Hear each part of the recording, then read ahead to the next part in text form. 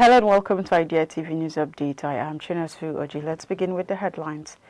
Nigerian Army restores security on TARABA route, frees kidnapped travelers. Gabon launches pilot ÉCOLE CONNECTÉE program in 2 high schools. Cameroon amends digital visa partnership with impacts PALMARES. M-PESA accuses ETHIO TELECOM. The first operation on December 6 took place in Manya to Takum local government area where soldiers responded to reports of armed men blocking the road, forcing them to abandon an AK-47 rifle, ammunition and other weapons. In a separate incident in Kufa Yamadu, Takum, troops rescued 2 travelers who had been kidnapped while seeking directions in Baissa in Kuruni local government area. 4 individuals from Bauchi State had also been taken, and search operations are ongoing for remaining victims. Meanwhile, an intelligence-led raid in Garin Sambu Tau village at Okola local government area led to the seizure of 2 pump-action rifles, ammunition, mobile phones and motorcycle, with 2 suspects arrested for illegal firearms possession. Brigadier General Kingsley Chidieberiwa commended the soldiers for their swift action and reassured residents that security would remain heightened during the Yuletide season. He urged the public to support the operations by reporting any suspicious activity. And then the Gabonese government has launched the pilot phase of the ÉCOLE CONNECTÉE program in 2 high schools in Libreville and OM. The initiative, in partnership with Huawei and Move Africa Gabon Telecom, introduces smart classrooms equipped with high-definition screens, real-time lecture broadcasts, interactive content and secure digital platforms, allowing students and teachers to connect across locations. The connected schools, Lycée Leon Mba in Libreville and Lycée Public Dioyem, are part of a broader national effort to modernize education, reduce inequalities and expand digital access. Students can now engage in live question and answer sessions, review recorded lessons and access integrated digital resources, creating a more flexible and interactive learning environment. This program aligns with Gabon's digital education strategy, which aims to connect 90% of schools by 2026. Authorities are working with international partners, including the GIGA project, UNICEF, and the World Bank to expand infrastructure to support hybrid learning. Experts note, however, that ensuring connectivity and access in rural and marginalized areas remains a critical challenge for equitable digital education. Meanwhile, the Cameroon government has approved the first amendment to its public-private partnership with Ivorian group Impact PALMARES, which oversees the design, modernization and digital transformation of the country's visa services. The update 3 years after the original 2022 contract adjusts provisions to align the partnership with current legal and regulatory frameworks and emerging implementation challenges. Since the launch of the secure digital visa platform, consular revenue has surged. Authorities report that between April 2023 and October 2024, revenue increased by approximately CFA 29 billion, and by September 2025, over 411,000 paid visas are generated, nearly CFA 47 billion. The platform, operated under a 10-year concession, has significantly enhanced efficiency and revenue collection for Cameroon's consular services. Looking ahead, the second phase of the project will roll out next-generation digital consular services in 2026. Moving ahead, M-PESA Ethiopia, the digital financial services arm of Safaricom Ethiopia, has accused ETHIO Telecom of blocking access to its newly launched M-PESA LEHULUM app.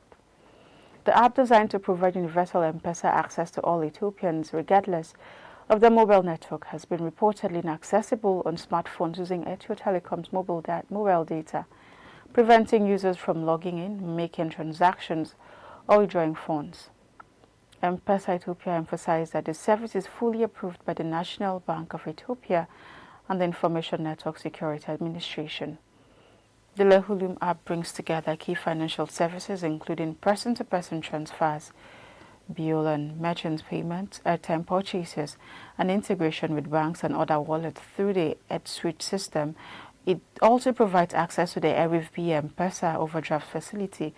The rollout is part of Safaricom Ethiopia's broader expansion strategy, which includes digitizing public payments, offering savings and loan services, and extending M-PESA global transfers between Kenya and Ethiopia.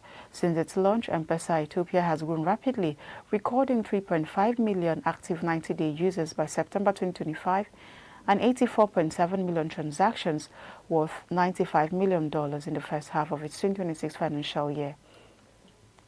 Ethiopia Telecom, meanwhile, aims to expand its own mobile money service, TARABA, to 75 million users by 2028, with projected transaction values of approximately $137 billion. Moving on. Let's take a break now. The news continues when we return.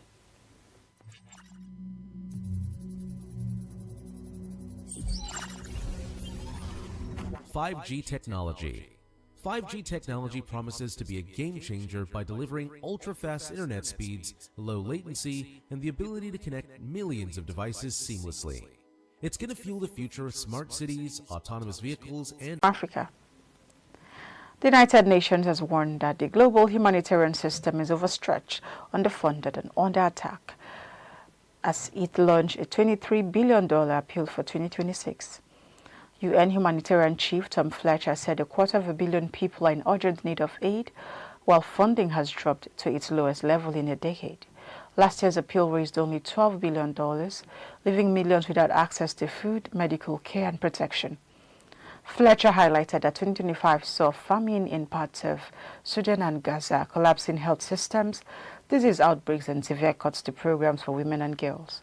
He also revealed that over 388 workers were killed, marking a record high.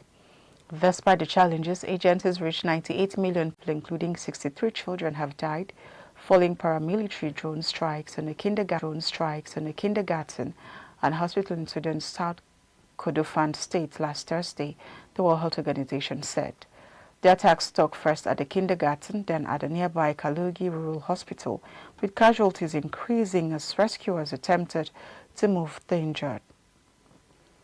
Local officials say the strikes occurred in an army held town, part of ongoing clashes between Sudan's regular army and the Rapid Support Forces, a conflict that has displaced nearly 12 million people since April 2023. The RSF recently advanced into the oil-rich Kordofan region after capturing El Fasher in late October.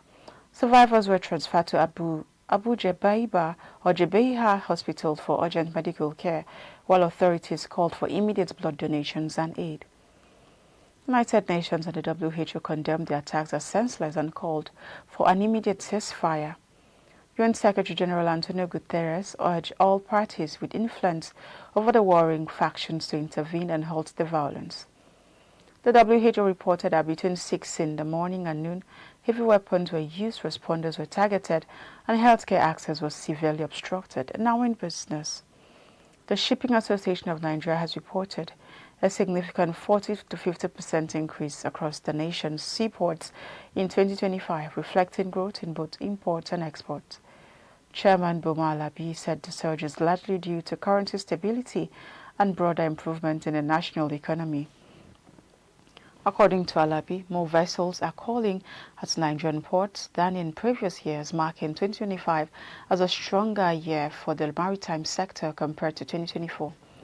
Alabi emphasized that ports' efficiency depends heavily on the performance of government agencies, particularly the Nigeria Customs Service. She noted that while automation initiatives have been reintroduced, some technologies have not operated effectively, causing delays and increased costs for importers and exporters. Alabi urged authorities to test technologies before rollout and invest more in port infrastructure to ensure that operations run smoothly and efficiently.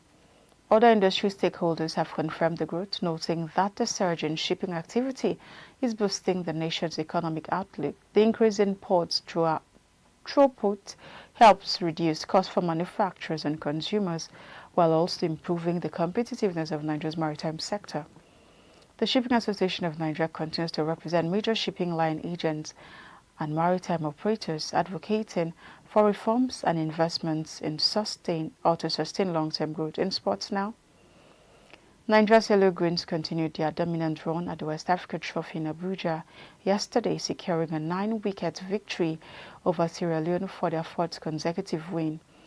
after electing to field Nigeria's bowlers, restricted Sierra Leone to just 95 all-out in 18.5 overs, with John Bangura top scoring with 37 runs.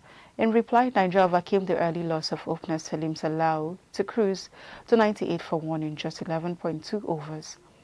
The Bhutan Rahman Ali led the chase with a scintillating 64 not out, while Captain Suleiman Rusewe anchored their innings with 21 unbeaten runs. The pair's unbroken partnership sealed a comfortable win with nearly 9 overs to spare, earning Ali the Player of the Match award. With his 4th straight victory, Nigeria edges closer to securing an early place in the tournament final. The Yellow Greens now aim to maintain their winning streak at the round-robin phase nears its conclusion. That's all we have for your Nigeria TV News Update. Before we go, a recap of the headlines. Nigerian Army restores security on Taraba roads, frees kidnapped travelers. Gabon launches pilot ÉCOLE CONNECTÉE program in 2 high schools. Cameroon amends digital visa partnership with Impact PALMARES. M-PESA accuses ETHIO Telecom of blocking access to new LEHULUM app. Away from Africa, UN warns humanitarian crisis worse than decade, appeals for $23 billion. In health, Sudan strikes an hospital and kindergarten, killing 114 people. In business, Nigeria's shipping sector records 50% surge in as currency stabilizes. In sports, Nigeria cricket team wins 4th straight match at West Africa Trophy. Do not forget to follow us across the different social media platforms at Idea TV. I am Chinatu Oji. Thank you for watching.